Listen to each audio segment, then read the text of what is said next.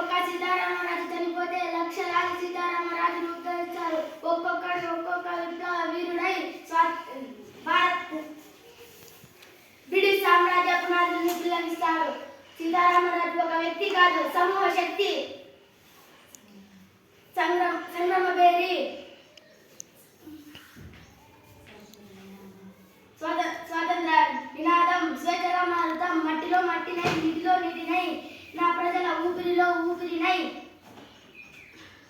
మనుషులలో భావాన్నై, హృదయంలో జ్వాలాన్నై, నా జాతి ప్రజలు